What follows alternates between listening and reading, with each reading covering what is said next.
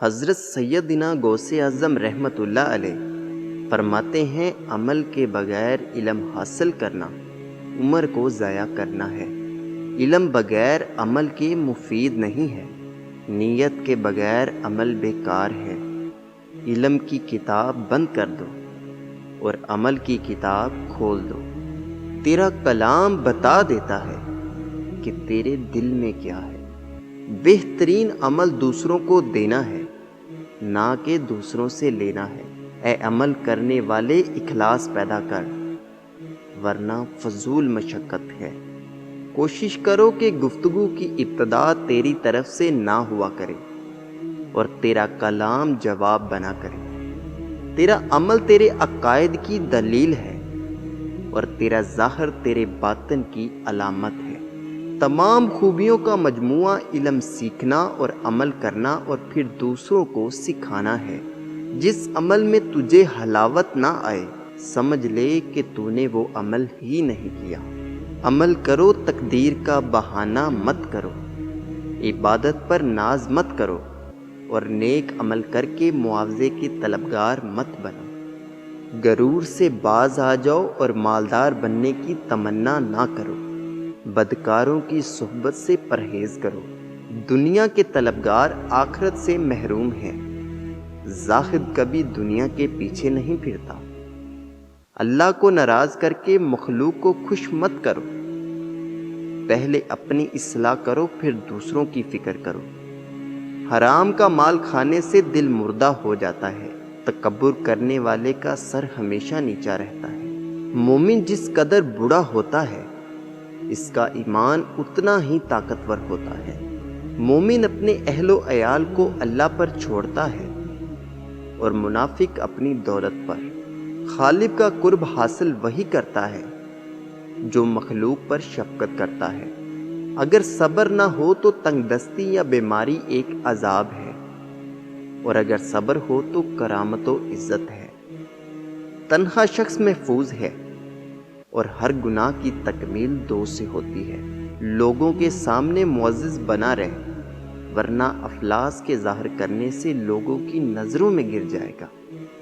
صبر اختیار کر، کیونکہ دنیا تمام مصائب کا مجموعہ ہے۔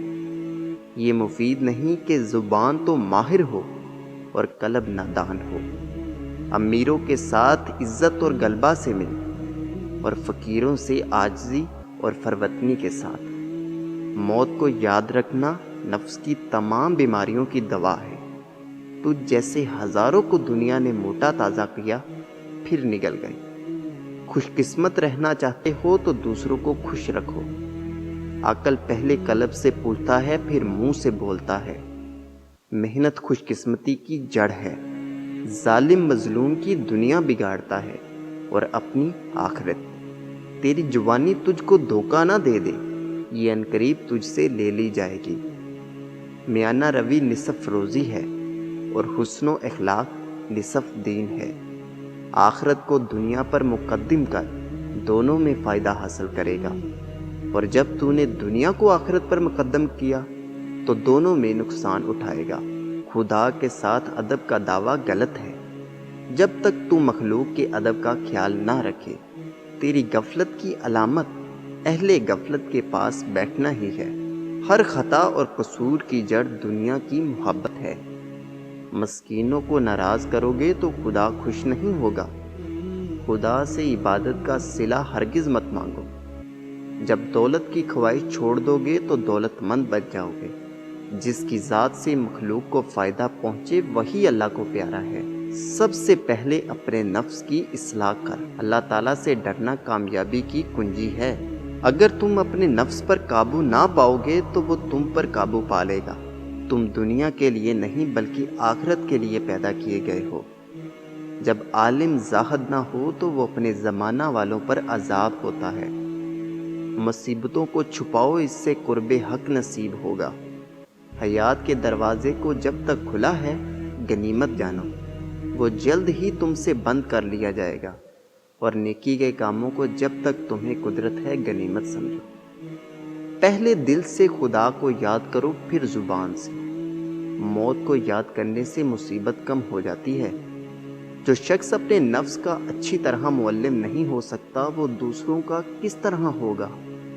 منافق کا جسم دبلا مگر خواہش موٹی ہوتی ہے۔ خدا کی رضا سے ہی برکت حاصل ہوتی ہے۔ ریاکار اور منافق کی پہچان یہ ہے کہ وہ دین سے دنیا کماتا ہے۔ عبادت پر ناز مت کرو۔ دنیا کی خواہش ہے تو وہ بھی اللہ ہی سے مانگو۔ غریب اور امیر میں فرق مت کرو۔ جس سے بندگان خدا راضی ہیں اس سے خدا بھی راضی ہے۔ مظلوم بن جاؤ مگر ظالم نہ بنو۔ اصلاح قلب کے بغیر حج بھی بیکار ہے۔ منافق اور کافر نوع انسان کے شیاطین ہیں۔ شروع کرنا تیرا کام ہے اور تکمیل کرنا خدا کا۔